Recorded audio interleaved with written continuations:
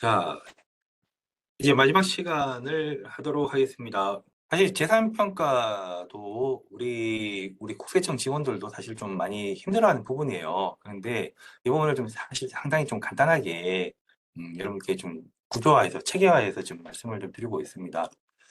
어, 근데 이게 실생활에서 보시면 이 틀을 좀 알고 계시면 근데 좀 도움이 되실 거라고 생각해서 그래서 저희가 이번 과정을 상속재산, 증여재산의 평가로 일단은 한정했습니다. 그래서 시간이 남으면 이제 상속하고 증여까지 이렇게 설명을 드리려고 했는데 일단 상속하고 증여 부분은 그냥 책자만 좀 활용을 하시기 바랍니다. 시간이 아니야 다를까 한 3시간 정도 해도 평가만 해도 힘들어요. 힘들고 시간이 다 안 될 것 같아요. 그래서 이게 보통 납세자 세법 교실에서는 재산 평가를 잘 다루지가 않습니다. 왜? 시간이 많이 걸리거든요. 여러분께 오히려 좀 자극적으로 이게 증여세 관련해서 이건 비과세 됩니다라고 하는 게 좀 더 나을지는 몰라도 그래서 여러분들이 좀 이 구조 체계를 좀 아시면은 오히려 이 평가 쪽을 한번 다루시는 게 좀 실생활에 좀 더 도움이 되지 않을까라고 해서 좀 이렇게 한번 다시 한번 말씀을 드립니다. 가겠습니다. 지금 여러분들 지금 이제 계산 평가에 대해서 어느 정도 큰 틀은 다 잡았습니다. 잡았고 이제 5순위 즉 보충적 평가 방법이라고도 하는 국가에서 정해놓은 그 가액으로 할 거예요. 5순위. 결국 이쪽입니다. 우리가 지금 앞 시간에는 이것을 했어요. 1순위부터 4순위까지. 이제 5순위. 5순위는 우리 실무에서는 보면 시가하고 시가, 그다음에 보충적 평가 방법 따로따로 얘기를 하는데 우리 상명세법에서는 보면 전부 다 시가에 들어옵니다. 다 시가입니다. 그래서 1순위부터 4순위가 뭐라고 하면 시가에 포함되는 그 가액이라고 얘기를 하고요. 그 다음에 5순위 뭐냐면 일단 정식적 용칭은 시가를 산정하기 힘들 때 적용하는 간주시가라고 합니다. 이게 5순위. 5순위 자, 이 5순위는 국가에서 정해놓은 그 가액이다라고 생각하시면 됩니다. 예, 그래서 5순위 대표적인 것부터 볼게요. 사실 뭐 부동산, 토지, 건물, 아파트, 공동주택, 그다음에 뭐 개별주택 다 있지만 일단 저희는 시간 관계상 토지만 보도록 하겠습니다. 토지도 원칙은 시가. 자, 지금 우리가 하는 페이지는 자 41페이지입니다. 자, 시가 원칙입니다. 즉 1순위부터 4순위까지가 원칙이다. 1순위부터 4순위까지가 있으면 1순위부터 4순위까지를 적용하겠다는 것인데 그런데 자, 이게 만약에 1순위부터 4순위까지 없다라고 하면 어떻게 됩니까? 이때는 이제 비로소 5순위를 쓰겠다는 것입니다. 5순위. 즉 아버지께서 토지를 증여를 하셨습니다. 자, 그 토지는 아버지께서 20년 전부터 갖고 계시는 거고 저는 토지를 받아서 계속 보유를 하고 있습니다. 자, 그리고 난 다음에 만약에 3순위, 4순위가 없다. 토지가 그와 비슷한 토지가 팔린 게 없네요. 그러면 이제 5순위까지도 내려갑니다. 5순위 내려갔는데 5순위까지는 할 때 5순위는 어떤 것을 적용하느냐? 라고 했을 때 평가 기준일, 즉 증여일 또는 상속 개시 현재 자, 고시된 여기서 중요한 부분이 고시된입니다. 고시된 개별 공시지가. 우리 땅값은 매년 한 번씩 고시를 합니다. 그렇죠? 뒷페이지에 있습니다. 자, 여기 서귀포 서호동 1번지 우리 이 국세공무원 교육원이 현재 지금 서귀포에 있거든요. 서귀포시 옆에 있는 땅을 한번 보도록 하겠습니다. 보면 이게 지금 올해 거는 아직 안 끌고 왔어요. 올해 거 이미 고시가 됐지만 작년 걸 기준으로 했을 때는 이런 식으로 고시를 합니다. 매년 매년 이 땅값은 평방미터당 11만 원이야. 11만 3천 원이야. 그리고 작년 같은 경우는 12만 1,800원이야. 그리고 올해 같은 경우는 2024년 같은 경우는 예를 들어서 13만 1,000원이야. 이런 식으로 매년 고시를 합니다. 언제? 매년 4월 달째. 올해 같은 경우는 2024년 4월 28일인가? 제가 확실하게 모르겠지만 4월 28일, 4월 30, 뭐 4월 30일이라고 가정해 볼게요. 이때 고시를 합니다. 즉 외부에다가 오픈을 해요. 그러면 서호동 1번지는 작년 기준으로 볼게요. 작년 기준으로 보면 작년에는 1월 1일 기준으로 이 땅값을 계산해 보니까 평방미터당 12만 1,800원이 나왔어. 이것을 언제 외부에다 오픈한다? 우리는 2024년 4월 28일에다가 외부에다가 공개할게라는 뜻입니다. 공개. 이분. 그래서 다시 한번 앞으로 넘어가면 상속 개시일 또는 증여일 현재 외부에다가 오픈된 외부에다가 고시된, 공개된 개별 공시지가를 적용해라는 뜻이거든요. 그 부분 사례를 한번 보도록 하겠습니다. 사례가 이 부분 앞에 있는 부분은 좀 넘어가고, 자, 46페이지 한번 볼게요. 46페이지. 46페이지. 자, 올해 거는 4월 30일 날 고시했네요. 올해 거 4월 30일 고시했습니다. 자, 4월 30일 고시했고, 한번 이거, 자, 2024년 4월 15일 땅을 증여를 받았습니다. 소호동 1번지 소재의 땅을 증여받았습니다. 이 전제는 뭐냐? 1순위부터 4순위까지가 일단 확인이 되지 않는다는 전제에서는 이제 5순위까지 내려옵니다. 5순위까지 내려왔을 때, 자, 4월 15일 날 증여를 받았다라고 하면 일단 2024년 땅값은 정해졌습니다. 언제? 1월 1일 기준으로 해서 이 소호동 땅값은 평방미터당 12만 1,200원인데, 야, 근데 문제가 있어요. 왜? 증여했을 때 당시에는 이 땅값이 외부에다가 고시가 안 됐네. 고시가 안 됐어요. 그러면 어떻게 되죠? 어쩔 수 없이 그 직전 해 연도에 고시된 그 날짜를 기준으로 한다는 것입니다. 이것은 여러분들 12만 1,800원 곱하기 1,000평방미터로 계산을 한다. 다시 한번 말씀드리면 이 5순위 토지 그리고 공동주택 아까 말씀드렸던 그 공동주택, 개별주택 가격, 단독주택 이것들도 매년 국가에서 한 번씩 고시를 합니다. 그런데 이때 여러분들 주의하셔야 될 것은 뭐냐면 1월 1일 기준으로 고시를 한다고 하더라도 언제 외부에다 오픈한 것은 2024년 매년 4월 말, 이전에는 매년 5월 말이었어요. 땅은 5월 말, 주택은 4월 말. 그런데 자, 2022년부터 그것을 통일을 시킵니다. 매년 4월 말에 자, 땅도 그렇고 그다음에 건물, 주택도 그렇고 매년 4월 말에 국가에서 고시를 하겠다. 자, 그러면 여기서 중요한 부분. 고시일 전에 비록 2024년 거라고 하더라도 고시일 전에 증여를 했다고 하면 이때는 2024년 것을 적용하는 것이 아니라 고시일 그 직전 이 부분으로 해야 됩니다. 왜? 2024년 4월 25일 이때 증여했을 때는 이 2024년 고시된 부분이 아직 외부에다가 오픈이 안 됐기 때문에 그렇습니다. 자, 이 부분만 주의를 하시면 됩니다. 자, 그리고 이제 사례 다음 페이지. 만약에 5월 15일 증여했다. 이때는 어떻게 되죠? 아, 고실 이후에 증여가 이루어졌구나. 즉 2024년께에 일단 이 부분이 외부에다 오픈이 됐구나. 그러면 증여할 때도 분명 이 숫자를 쓰면 되겠구나라고 하시면 됩니다. 그래서 이때는 어떻게 됩니까? 12만 1,200원 곱하기 1,000평방미터 하면 1억 2,100만 원을 적용하시면 됩니다. 자, 다시 앞으로 넘어가서 되죠? 평가 기준을 현재 기준 날짜, 기준 고시가 아니라 기준이 아니라 고시된 2024년 1월 1일 그 부분이 아니라 2024년 현재 고시된 개별 공시지가를 적용한다라는 뜻입니다. 네, 뒤쪽으로 좀 넘어가도록 할게요. 자, 사례 3번. 자, 그러면 사람이 하는 일은 실수를 할 때가 있더라. 자, 구청에서 지금 고시하는 업무는 구청에서 또는 지자체에서 고시를 하는데 그 고시하는 업무가 약간 잘못됐더라. 자, 당초에 보면 2023년 4월 28일 보겠습니다. 일단 사례 3번을 한번 볼게요. 사례 3번. 2023년 10월 29일 증여를 받았습니다.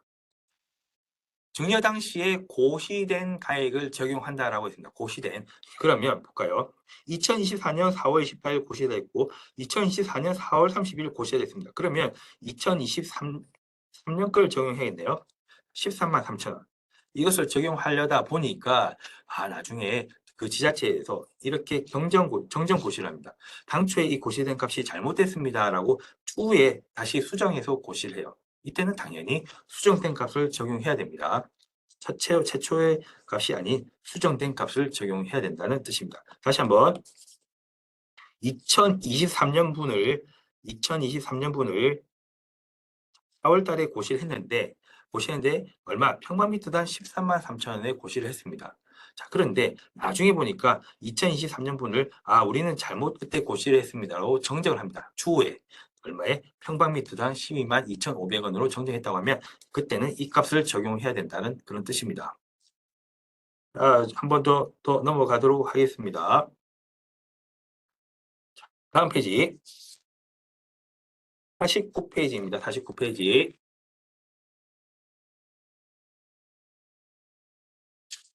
여러분들 이제 49페이지 보기 전에 앞에 잠시 한번 넘어가 볼게요. 자, 40페이지 한번 보겠습니다.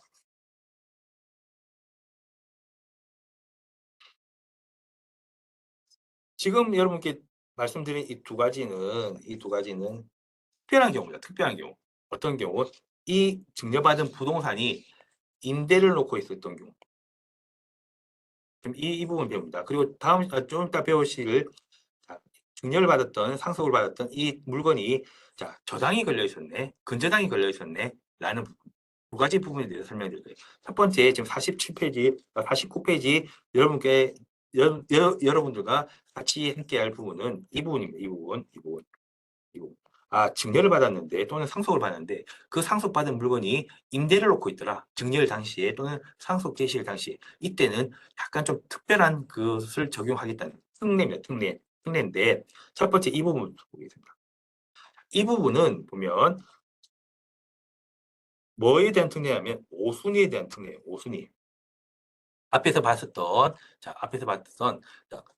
국가에서 정해놓은 가액하고 비교해서 큰 것을 적용하라는 뜻입니다. 이 부분 여러분들 혹시 어려우시면 이 부분은 그냥 패스하셔도 돼요. 이 부분 잠시 그냥 수업 안 듣고 다른 생각 하셔도 돼요. 이 부분 좀 어려우시면 약간 특별한 경우입니다. 그래서 여러분 일단 여러분들이 지금 얼만큼 이해를 하셨는지 한번 살펴보도록 하겠습니다. 자, 퀴즈. 커피 한 잔 퀴즈. 마지막 커피 한 잔 퀴즈 하나 드릴게요. 한번 여러분께 질문 하나 드릴게요. 자, 아버지께서 저에게 증여를 했습니다. 증여했는데 제가 증여를 받자마자 바로 팔았습니다. 1순위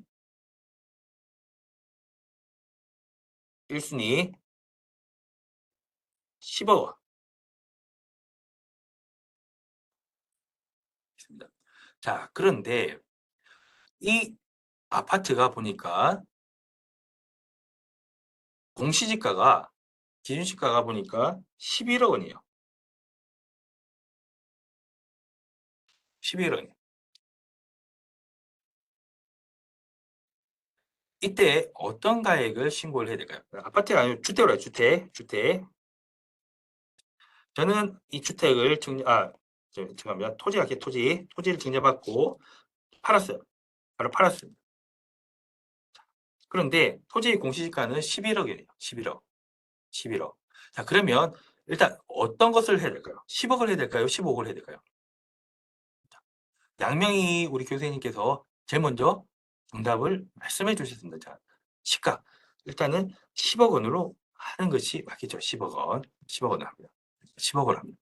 물론 이게 기준시가보다 싸게 판 거에 대한 부분이 검증은 있을 거예요. 그런데 일단은 원칙적으로 말씀드리면 이 10억 원이 순위가 높기 때문에 10억 원으로 가게 됩니다. 시가로 한다.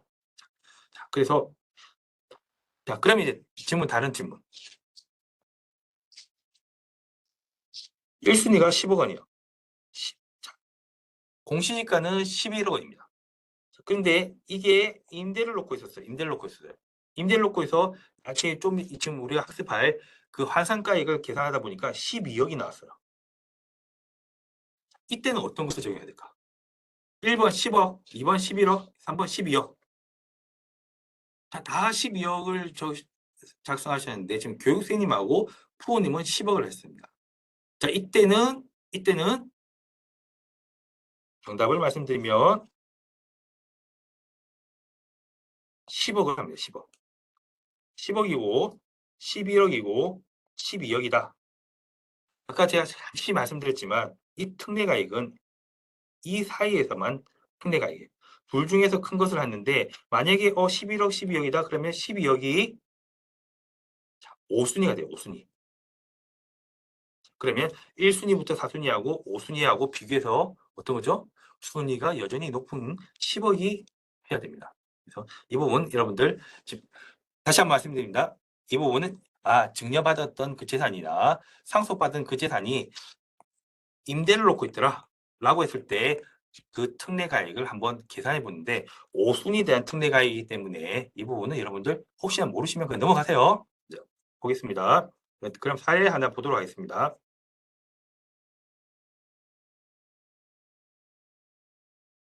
49페이지입니다. 49페이지. 이렇게 됩니다. 이렇게. 특례가액은 이 5순위 보충적 평가 방법, 토지 개별 공시지가, 주택 공동주택 가격이 등 그 가액이 있다고 하더라도 이런 임대를 놓고 있다면 임대 보증금에다가 1년치 월세를 12%로 나눈 가액하고 한 비교를 해서 그 가액을 5순위로 하겠다면 5순위. 그 가액을 5순위로 한다. 이 줄 중에서 큰 가액을 5순위로 한다. 아무리 해도 5순위입니다. 이것은. 그래서 볼게요. 아버지께서 증여를 하셨어요. 아버지께서 증여를 하셨는데 아버지께서 증여를 하셨는데 증여할 때 보니까 상가를 증여했는데 임대를 놓고 있더라. 임대. 그래서 임대 보증금 보니까 임대 보증금이 3억이에요. 월세를 100만 원씩 받고 있었어. 월세. 그럼 1년치 임대료는 얼마죠? 1,200만 원이에요. 1,200만 원. 다시 3억에 임대 보증금 3억에 월세 100만 원. 이렇게 조건으로 임대를 놓고 있더라. 자, 그러면 이 증여받은 재산 가액은 얼마냐? 특례가액 한번 봤을 때 임대보증금 3억에 그러면 1년치 임대료는 1,200만 원 나누기 12%를 하니까 얼마입니까? 1억이 되네. 즉, 이 환산가액은 그래서 만약에 이 상가가 만약에 1순위부터 4순위까지가 없고 그 보충적 평가 방법으로 했을 때 우리가 기준시가를 했을 때 3억이 나왔다라고 하면 3억을 적용하는 것이 아니라 이때는 특례가액 4억 원을 적용해라는 뜻입니다. 자, 다시 한번 말씀드리는 특징이 임대를 놓고 있었던 것에 한합니다. 임대를 놓고 있었던 것에 한한다. 그래서 혹시 이해 안 되시면 그냥 넘어가세요, 여러분들. 자, 여기서 좀 특징 1년치 임대료는 1년간 임대료를 다 합한 것이 아니라 마지막 증여했을 때 임대료 그래서 월 100만 원 하면 마지막 증여일 당시에 임대료 곱하기 12. 자, 1년치를 다 하는 것이 아니라 그런 경우가 있잖아요. 매달 200만 원을 받다가 나중에 100만 원으로 낮췄다. 그러면 이 부분을 합치는 것이 아니라 100만 원을 곱하기 12. 그래서 나누기 12%로 하면 된다는 뜻입니다. 자, 이 부분 여러분들 방금 이 부분을 학습했고 다시 한번 모르시면 그냥 넘어가십시오. 이거는 사례 한번 보도록 하겠습니다. 사례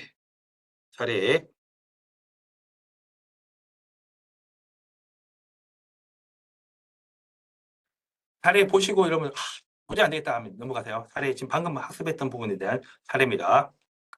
그림을 한번 그려보겠습니다. 자, 1순위부터 4순위까지 한번 볼게요. 1순위부터 4순위까지 있는데 자, 1순위부터 4순위까지가 있나요? 채팅 한번 대답 부탁드릴게요. 1순위부터 4순위까지 있습니까? 아버지께서 지금 활동의 아버지가 지금 증여를 했습니다. 1순위부터 4순위까지에서 한번 있는지 한번 볼게요. 있습니까? 자, 볼게요. 증여가 5월 10일 날이었기 때문에 평가 기간은 11월 10일부터 8월 10일까지입니다. 자, 그런데 보니까 아들이 증여받고 난 다음에 아니네요. 아버지가 정리했네. 아버지가 사서 정리했네. 아버지가 101호를 아버지가 샀어. 1월 1일 날 1월 1일 날 샀어요. 얼마에? 5억 원에 샀어. 그러면 1순위가 있네. 1순위가 있습니다. 1순위 얼마죠? 1순위가 5억. 2순위, 3순위에 대한 내용은 없습니다. 4순위도 내용이 없습니다. 자, 그러면 5순위 한번 볼게요. 5순위가 얼마일까요? 5순위가? 5순위. 국가에서 정해놓은 그 가액 기준시가 얼마죠? 5순위가 얼마죠?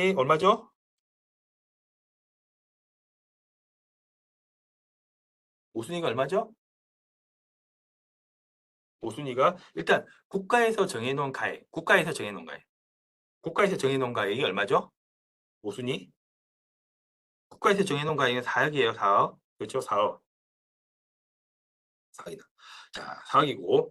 자, 그런데 임대를 놓고 있는 물건 같은 경우는 증여했을 때 임대를 놓고 있는 물건 같은 경우는 5순위 사이에서 특례가액이 있다. 한번 비교를 해봤습니다.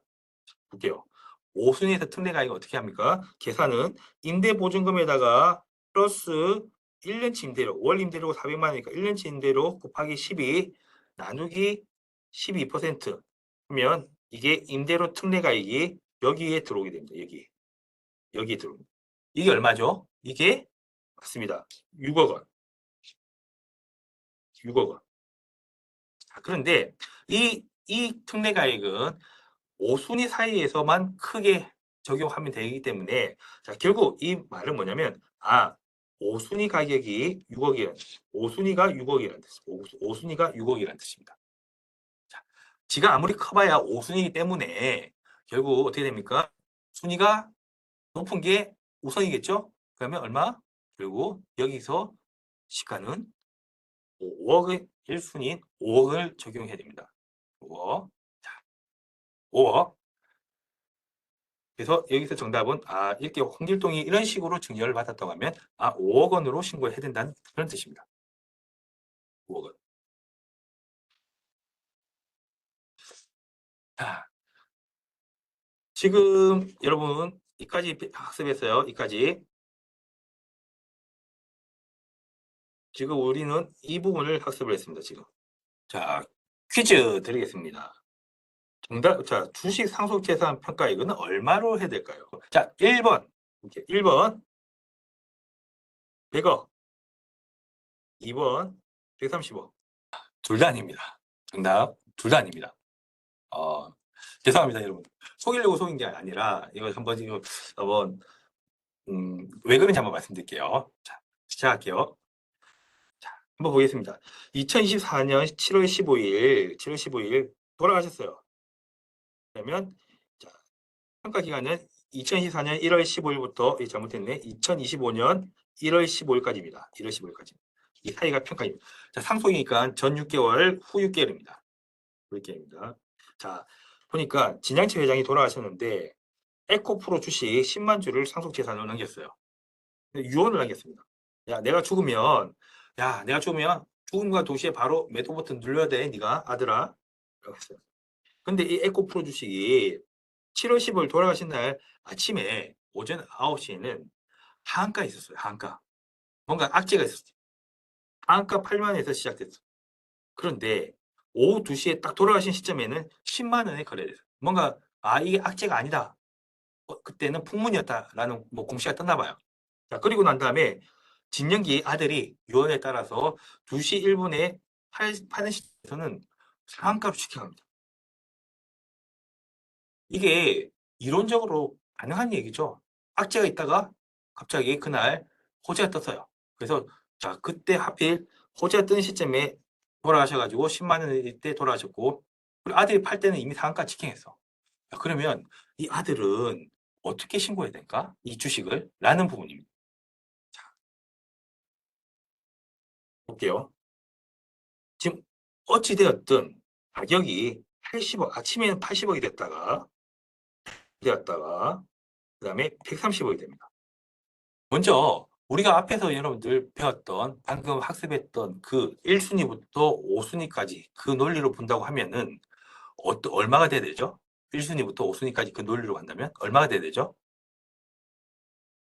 상속 개시 후 상속받은 상속 주식을 1분 후에 아들이 매도했어요. 그 매매가요.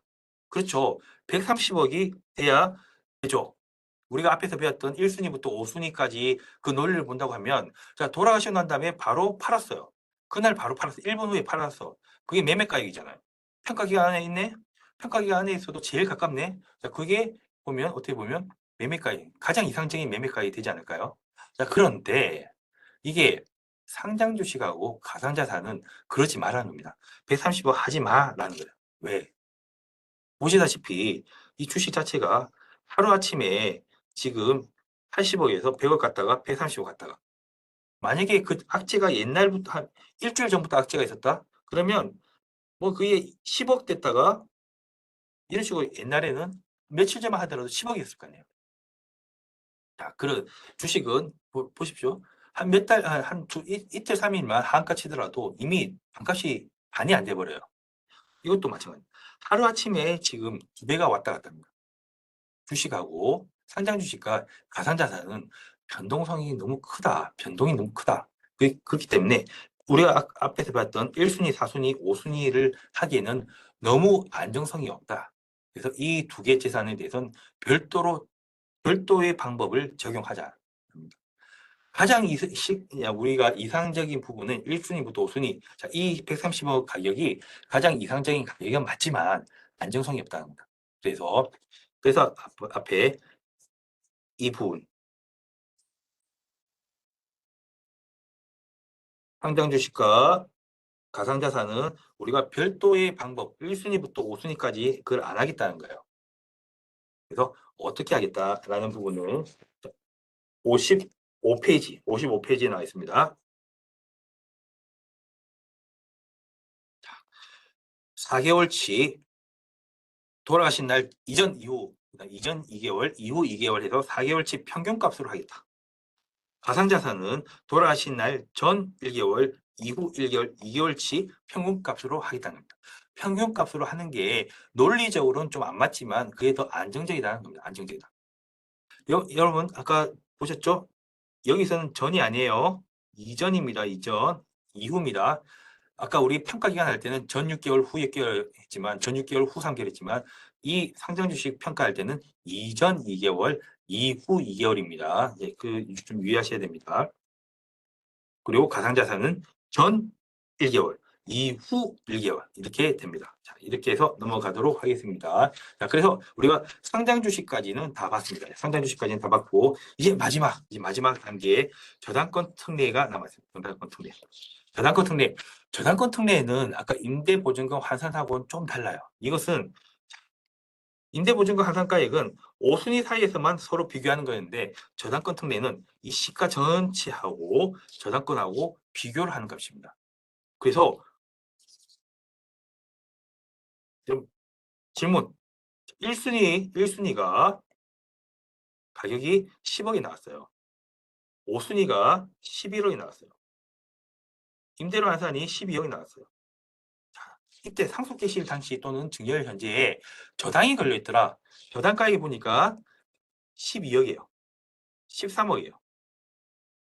이때는 무엇을 적용하느냐라고 했을 때 이때는 자 먼저 순서대로 볼게요. 1순위가 10억이고 5순위가 보니까 12억이다.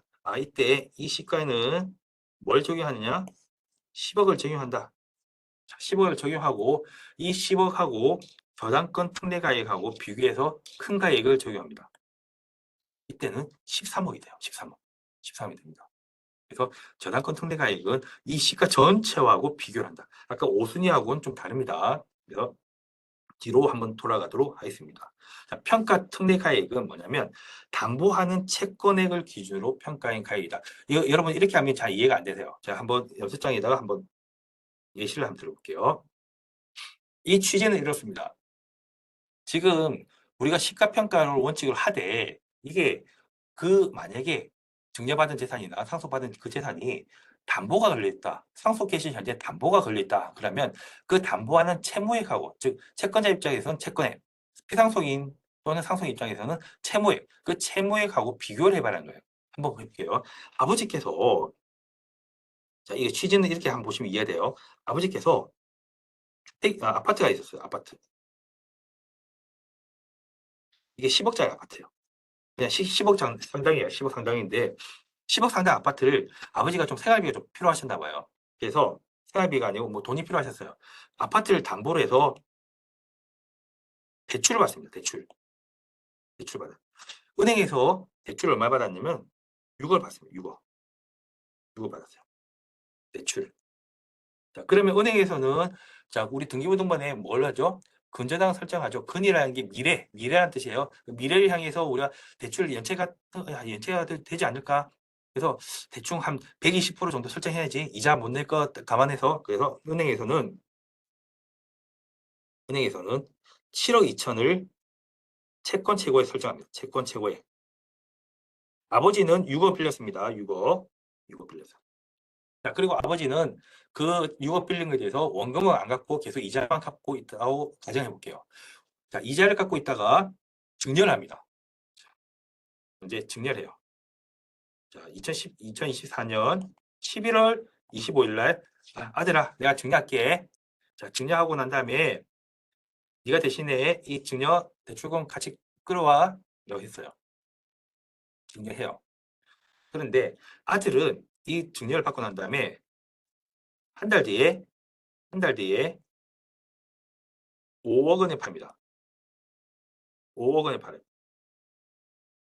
질문 드릴게요. 자, 아들이 증여받고 난 다음에 5억 원에 팔았습니다. 그러면 일단 1순위가 얼마예요? 1순위가 얼마죠? 1순위 얼마일까요? 자, 채팅 한번 남겨주십시오. 1순위 얼마예요? 아버지가 아파트를 줬습니다. 주고 난 다음에 아들은 한 달 후에 팔아버립니다. 5억이죠. 5억 맞죠? 5억입니다. 5억이다. 그런데 맞습니다. 5억입니다. 자, 그런데 우리 국가 입장에서는 이 아파트가 야 어째 5억이냐? 이거는 인정 못 하겠다는 거예요. 왜? 자, 아버지가 증여하기 전에 은행에 돈을 빌렸지. 얼마? 아파트를 담보로 해서 6억 빌렸잖아. 6억. 그러면 은행에서는 이 아파트를 얼마짜리 본 거야? 최소한 6억은 가치가 있다고 봤으니까 대출을 6억 한 거 아니야. 그렇죠? 그래서 과세관청 입장에서는 야 그거 아니야. 이 비록 1순위부터 5순위까지 해서 시가평가 우선 원칙이라고 하더라도 만약에 이 증여했던 재산이 증여했을 때 당시에 담보가 걸렸다. 담보가 걸렸다면 이 부분을 얼마? 증여 당시 현재 채권 최고액 아니에요. 채권액 이 6억 원을 비교해야 된다. 왜? 은행에서는 최소한 6억을 받으니까 6억 이상 받으니까 이 6억 돈을 빌려줬을 거 아니냐. 그래서 5억하고 이 6억하고 비교를 해라. 비교해서 큰 것을 우리는 그 재산 평가액으로 보겠다는 거예요. 그게 앞에 있는 이 사진입니다. 이 사진. 그래서 앞에 했던 대가평가 원칙에서 이게 일단 1순위가 5억 원에 있다고 하더라도 은행에서는 어떻게 됐죠? 6억을 빌려줬지 않냐. 그래서 만약에 증여 당시에 은행에서 이렇게 아파트를 담보로 해서 6억을 빌려줬다. 그러면 우리는 6억을 보겠다. 6억. 7억 2천이 아니에요. 이 7억 2천은 채권 최고액입니다. 채권 최고액. 은행이 최고로 받을 수 있는 그 한도, 이 부동산을 담보로 해서 받을 수 있는 혹시나 연체가 됐을 때라는 부분이지. 정기영님 그 질문은 제가 좀 약간 이해가 안 되는데 나중에 한번 할게요. 네, 그렇습니다. 자, 그래서 7억 2천은 은행에서 연체 혹시 감안해서 최고로 받을 수 있는 돈이지. 은행에서는 6억을 빌려줬지 않느냐. 그래서 6억에 대해서 비교해서 큰 금액으로 하겠다는 겁니다. 이렇게 하면 이제 끝이에요. 끝이에요. 이제 우리 수업은 이제 거의 마무리를 접어들었습니다. 자, 그러면 볼게요. 이 대출 금액은 이 뜻은 이 뜻입니다. 그래서 아까 1순위부터 5순위까지 한다고 하더라도 평가 기준에 현재 만약에 담보가 걸렸더라. 은행에 담보가 걸렸더라. 그러면 그 대출을 갖고 우리가 다시 한번 검증을 하겠다는 겁니다. 자, 이거에서 좀 중요한 부분, 평가 기준이 현재 담보가 걸려야지 만약에 증여일 전에 담보를 풀었다. 그러면 그건 아니에요. 평가 기준이 현재 근저당이 설정되어 있어야 돼요. 그리고 또 하나 더, 이 부분은 여러분께 지금 은행 대출만 놓고 말씀드렸는데 임대보증금도 여기서는 포함이 됩니다. 예를 들어서 아버지께서 증여를 하기 전에 아파트를 101동 707호를 임대를 놔요. 임차인이 들어와요. 얼마? 전세보증금 6억에 들어왔습니다. 6억. 6억. 이것도 마찬가지로 아버지 입장에서는 임차인에게 돌려줘야 될 채무에 채무. 이것도 마찬가지로 이 상태에서 아들에게 증여했다. 증여했다. 자, 증여했다. 그리고 아들이 5억에 팔았다. 그러면 아까 은행과 마찬가지로 이 임차인에게 돌려줘야 될 임대보증금하고 비교해서 큰 것으로 한다는 뜻입니다. 그래서 여기서는 저당권 등의 특례에서는 은행 대출뿐만 아니라 임대보증금도 같이 포함이 됩니다. 자, 그러면 또 하나 더 마지막 이런 경우도 있어요. 이런 대출금 이런 채무액들이 2개 이상 존재할 때는 2개 합계. 어떤 얘기냐? 아버지께서 약 10억 가까이 되는 그때 당시 가치가 되는 아파트인데 6억을 은행에 담보를 해서 6억을 빌렸습니다. 자, 그리고 난 다음에 아버지는 다시 세입자를 찾아요. 세입자. 은행 대출이 끼인 상태에서 세입자를 찾습니다. 자, 세입자가 들어와요. 제가 전세 2억 원에 들어와서 살아도 될까요? 세입자는 6억이라는 대출이 끼어있는 아파트를 2억 원이라는 보증금을 내면서 들어온 이유는 뭘까요? 최소한 이 아파트가 8억 이상은 되겠지. 그렇기 때문에 내가 혹시 이 사람이 돈을 못 갚더라도 내 보증금 안 뛸 거야. 이 아파트 가치는 최소한 8억 이상이야. 그래서 우리가 저당권 특례를 계산할 때는 이 두 개의 채무액을 합한 금액하고 1순위부터 5순위 금액하고 비교를 하게 되어 있습니다. 그렇게 갑니다. 그래서 마지막입니다. 이제 마지막. 보시면 사례 1번 한번 보도록 하겠습니다. 사례 1번. 사례 1번 볼게요. 각자 한 1분 정도 풀어보시기 바랍니다. 1분. 2023년 10월 31일 증여를 받았습니다. 자, 전 6개월, 후 3개월 이렇게 됐네요. 자, 그런데 1순위부터 4순위까지 있는지 볼게요. 1순위부터 4순위까지 1순위 없어요. 2순위 없어요. 자, 3순위가 있네. 평가 기간 내에 동일 평형의 매매 등 가액이 3천만 원으로 확인됩니다. 즉, 이 얘기는 뭐냐면 3순위, 다른 사람이 사고 팔았던 그 금액이 3순위 가액이 3천만 원이 있구나라는 뜻입니다. 5순위에 대한 부분은 일단 금액은 안 나와 있네. 아무리 5순위가 크다고 하더라도 3순위가 일단 정해져 있기 때문에 이제 5순위는 적용 못한다. 그렇죠? 자, 이제 마지막 하나 남은 게 뭐죠? 저당권 특례가액과 비교를 했네. 이게 증여를 했을 때 당시에 보니까 임대를 놓고 있더라. 또는 은행에 채무가 있더라. 보니까 은행에 채무가 있었어요. 채권 최고액은 4,680만 원인데 아까 말씀드린 대로 채권 최고액은 은행에서 이 증여자에게 또는 수준자에게 대출을 했을 때 이 사람들이 못 갚는다고 가정을 하고 최대로 받을 수 있는 돈입니다. 그 범위예요. 자, 그런데 채권의 잔액은 3,200만 원이다. 채권액은 3,200만 원이구나. 3,200만 원 이렇게 하려다 보니까 뭐였죠? 전세 보증금도 있네. 아버지께서 아들한테 줄 때, 담보, 채권, 채무, 네가 갚아라 라는 것도 있지만, 자, 그 다음 뭐 있죠? 임대보증금도 네가 승계해라 라는 부분. 천만 원이 있어요. 임대보증금도 아까 채무입니다. 채무. 천만 원. 그러면 어떻게 됩니까? 4,200만 원이 돼요.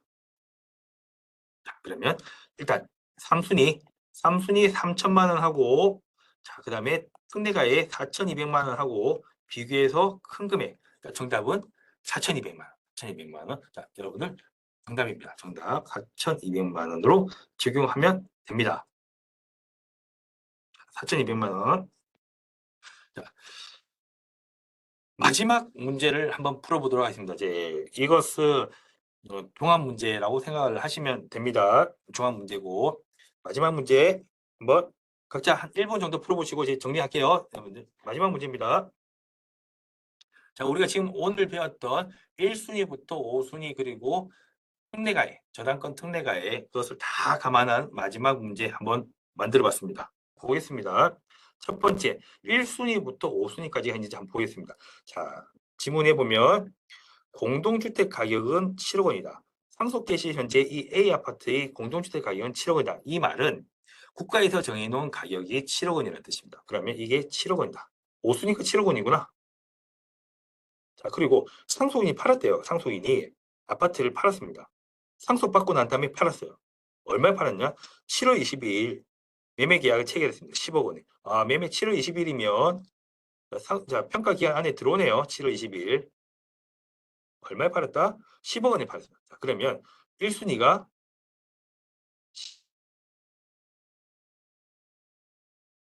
밑에 보니까 3순위도 보이네요. 3순위. 3순위가 거래가액이 있습니다. 3순위 얼마? 12억 원. 12억 원. 그것은 2024년 3월 20일 팔았기 때문에 3월 20일 팔았기 때문에 이때 팔았네. 이때 3순위. 3순위가 12억 원. 자, 우선 이것만 놓고 보시면 뭐가 되죠? 뭐가? 자, 3순위가 아무리 가격이 커도 안 돼. 일단 1순위가 있으면 1순위가 됩니다. 근데 여기서 끝난 것이 아니죠. 10억 원이 나왔다 해서 끝난 것이 아니라 이제 뭐와 비교해야 됩니까?